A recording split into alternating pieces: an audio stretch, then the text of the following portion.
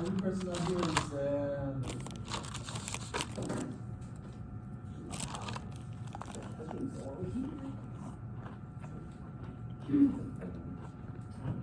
We can never have a day of perfect attendance. what? We can never have a day of perfect attendance. You all are probably the best attendants of all my classes.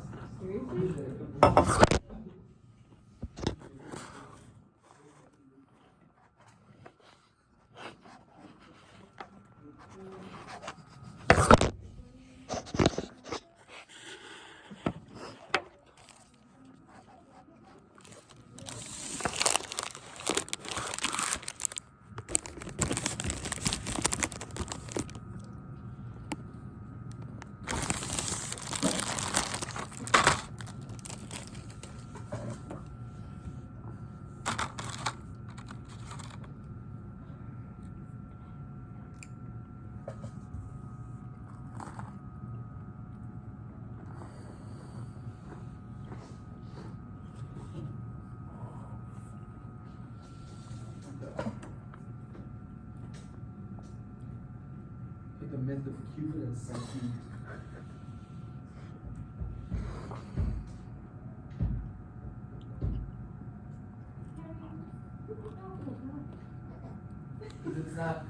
It's not Valentine's Day with a little bit of bestiality, right? Oh my God. Yeah.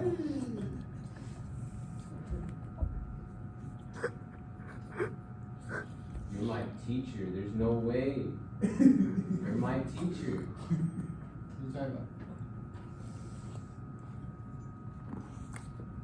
What are you talking about? No. Pretend that you weren't talking to me. Tell them to shut up. It's really hot in here. Tell them to shut up. No, I'm kidding. Alright, let's see if no, it's real quick, it's only 5 minutes. But I didn't know this about I love Greek mythology. Beauty is a curse, Psyche thought, as she looked over the cliff's edge where she'd been abandoned by her father. So that's She'd Psyche. been born with a physical perfection so complete that she was worshipped as a new incarnation of Venus, goddess of love. But real-life human lovers were too intimidated even to approach her. When her father asked for guidance from the oracle of Apollo, the god of light, reason, and prophecy, he was told to abandon his daughter on a rocky crag where she would marry a cruel and savage, serpent-like winged eagle. Alone on the crag, Psyche felt Zephyr, the west wind, gently lifting her into the air. It set her down before a palace. You are home, she heard an unseen voice say. Your husband waits you in the bedroom. You may dare to. She was ready, Psyche told her. The bedroom was so dark that she couldn't see her husband. He didn't feel suddenly cold. His skin was soft, and his voice light and gentle.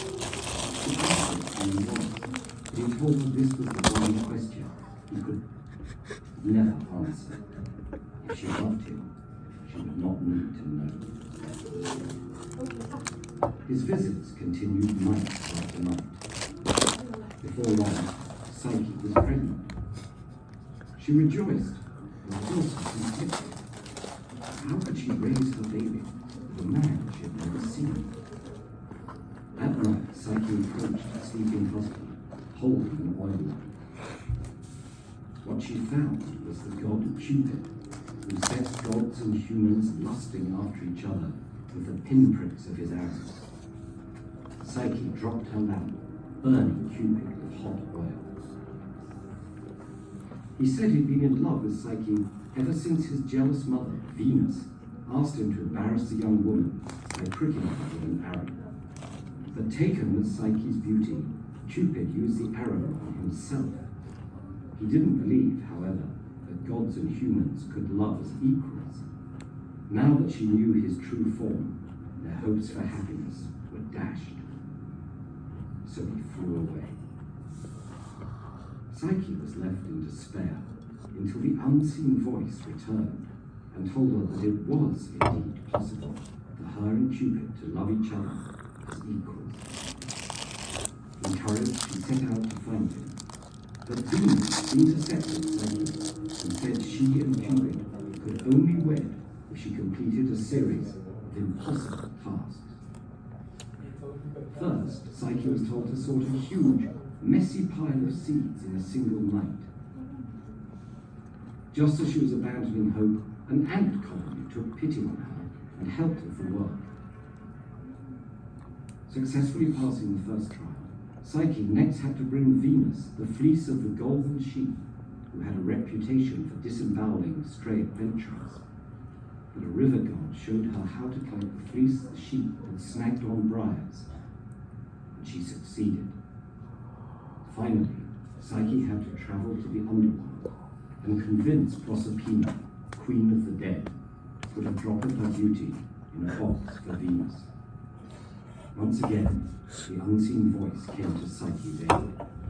It told her to bring barley cakes for Cerberus, the guard dog.